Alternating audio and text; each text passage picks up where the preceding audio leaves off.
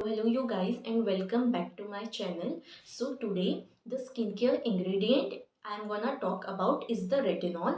उसके पहले अगर आपने सब्सक्राइब नहीं किया है तो सब्सक्राइब ज़रूर कर लेना ताकि आपको और स्किन केयर रिलेटेड कंटेंट मिल सके। सो इफ़ हम रेटिनॉल की बात करें ये इंडियन मार्केट में बहुत टाइम से प्रेजेंट है। अब ये करता क्या है? हमें पता है कि रेटिनॉल जो है हमारा सेल टर्नओवर जो रहता है स्किन का इसे इंक्रीज करता है। So normally someone who have acne या फिर समवन जिसके स्किन में सीबम प्रोडक्शन बहुत ज़्यादा होता है या फिर समवन जिसकी जो स्किन है अब वो मैच्योर हो चुकी है, उसके ऊपर व्रिंकल्स आ चुके हैं या फिर you are in the age which is about 25। So all of you can incorporate retinol in your skin care routine.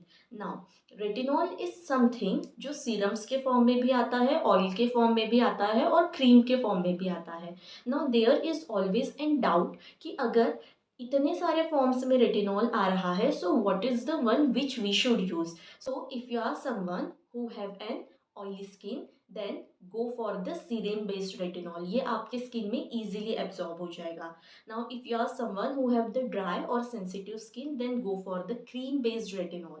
And if you are someone जिसकी स्किन अभी मैच्योर हो चुकी है so you should go for a oil based retinol. Now why oil based retinol? ये आपके skin में retinol के benefits तो प्रोवाइड करेगा ही, उसके साथ साथ एक्स्ट्रा लेयर ऑफ हाइड्रेशन भी प्रोवाइड करेगा। So these are the three forms जिसमें रेटिनॉल आते हैं। Now who are the one who should not use the retinol? Someone who is breast feeding और pregnant should not use retinol क्योंकि इससे potential harm आपके baby को cause हो सकता है which have already been research. So do not use retinol if you are breast feeding और pregnant. Second, who have an sensitive skin, अगर you know कि नथिंग सूट्स यू देन आप retinol मत लगाइए। You can either use peptides और even you can use the ingredient which are very hydrating in nature, but do not go for the retinol based ingredient because ये आपके skin में potential irritation cause कर सकता है। Again, someone who is below the age of 25 they should also not use retinol because अभी इसकी ज़रूरत आपको नहीं है। अब रेटिनॉल किसने यूज़ करना चाहिए? Anyone who have a mature skin, anyone who have the acne and the acne just फ्लेयर्स up after every 3 to 4 months। ऐसा कोई जिससे हार्मोनल एक्ने होता है, हार्मोनल एक्ने के लिए रेटिनॉल इसलिए प्रेस्क्राइब किया जाता है बिकॉज इसमें जो है सीबम प्रोडक्शन बहुत इंक्रीज हो जाता है if you have an hormonal acne. So sebum production को बहुत हद तक रेटिनॉल कम करता है बिकॉज ऑब्वियसली ये आपके सेल के डीपर लेयर में जाके आपके स्किन को हील कर रहा है। So anyone who have N acne can definitely use retinol. Now, what are the processes or what are the steps by which you can incorporate the retinol in your skincare routine? The first thing which you have to do is you have to use the cleanser. Now, whenever you are using the retinol, go for the cleanser which is hydrating and not exfoliating. आप कोई भी gentle cleanser use कर सकते हैं जैसे कि minimalist का ओट extract cleanser आता है।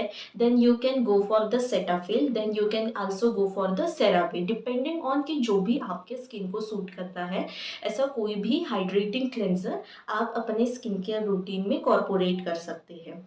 Now after cleanser you can go for the toner or the essence. If you do not use the toner or essence that's okay, but if you are using the toner or the essence again always go for the hydrating toner or the hydrating essence or go for something which will reduce your sebum production. Do not go for any toner which has an astringent in it or something which has the any of the exfoliating acid in it. Like do not go for the AHA BHA acids toner, also do not go for the PHA toner. Always go for the toner which have the calming or soothing ingredients like calendula extract. You can also go for the toner which has the aloe vera.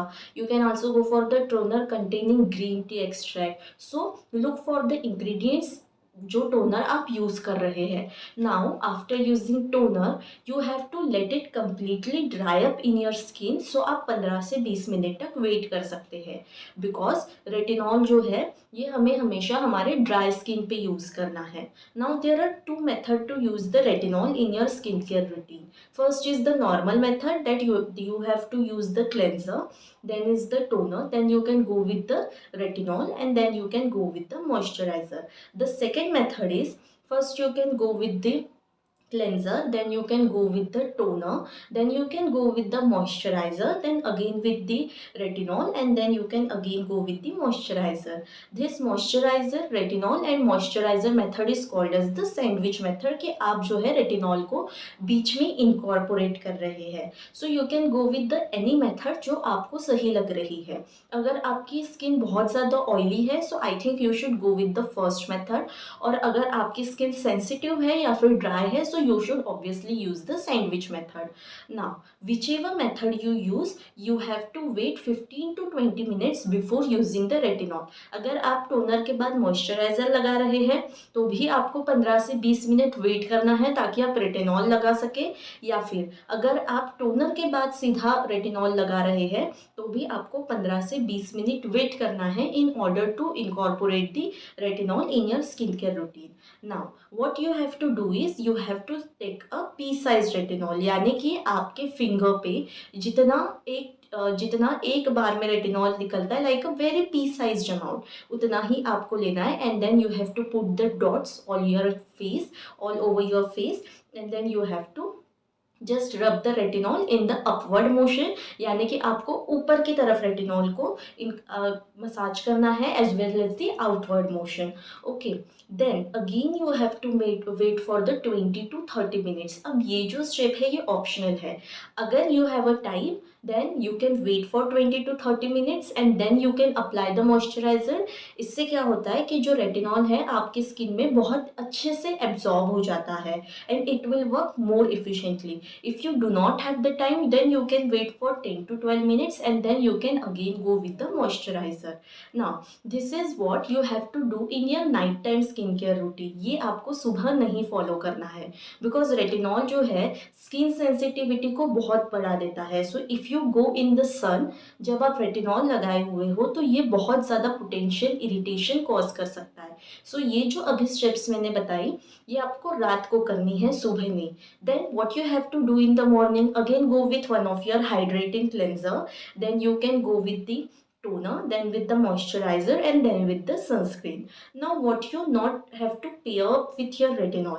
Now do not ever pair any of the AHA, BHA antioxidants or the benzoyl peroxide with your retinol. ये बहुत ज़्यादा irritation cause कर सकते हैं. अगर आप कोई भी एंटीऑक्सीडेंट यूज़ कर रहे हैं जैसे कि विटामिन सी है तो आप इसे अपने मॉर्निंग रूटीन में यूज़ कर सकते हैं और उसी दिन उसी रात को आप रेटिनॉल यूज़ कर सकते हैं, डिपेंडिंग कि क्या आपको ज़्यादा प्रेफरेबल लग रहा है. बट आप रेटिनॉल और विटामिन सी या फिर रेटिनॉल या फिर कोई भी एसिड और रेटिनॉल और बेंजोइल पेरोक्साइड एक साथ नहीं यूज़ कर सकते हैं. अब रेटिनॉल यूज़ करने के पहले always do a patch test. इधर आप वो पैच टेस्ट आपके कान के पीछे कर सकते हैं या फिर आप अपने चिन एरिया पे कर सकते हैं. अगर आपको किसी भी तरह का रेडनेस, इरिटेशन दिख रहा है, so you should not have to corporate the retinol in your skincare routine. Now, what are the steps to use the retinol? Now you are a very beginner to retinol. Always go with the lesser concentration. Like you can go with the 0.025 concentration, or you can go with the 0.05 concentration, depending कि आपको कौन सा concentration पहले use करना है. Now use this retinol इन एक हफ्ते में आप 2 बार यूज़ कीजिए. ऐसा आप 2 हफ्ता कीजिए. If you think your skin can tolerate it, then you can go with the higher concentration of retinol. जब आप रेटिनॉल लगाते हैं तो ऐसे कौन से एसिड्स हैं जो आप अपने स्किन केयर में कॉर्पोरेट कर सकते हैं with retinol. So first is the niacinamide. आप नियासिनेमाइड को डेफिनेटली कॉर्पोरेट कर सकते हैं विथ रेटिनॉल बिकॉज ये ऑब्वियसली हाइड्रेशन प्रोवाइड करेगा और स्किन में जो इरिटेशन कॉज हो रही है उसे भी ये कम करेगा. उसके साथ साथ you can go with the hyaluronic acid. Again ये जो है हाइड्रेशन प्रोवाइड करेगा and then you can go with the peptides. ये आपके स्किन बैरियर को इंटैक्ट रखने में मदद करेगा. So you can corporate these 3 ingredient along with the retinol in your skin care routine.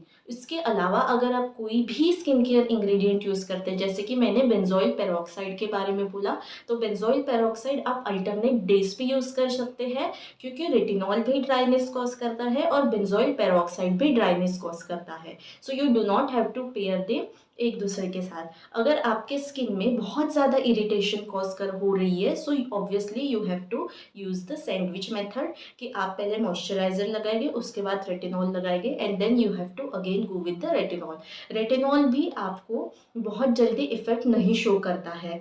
It take 2 to 3 months even for the retinol to show the effects in your skin, but once you see the effect, they are so considerable effects कि you would not think of using any other skincare ingredient in your routine.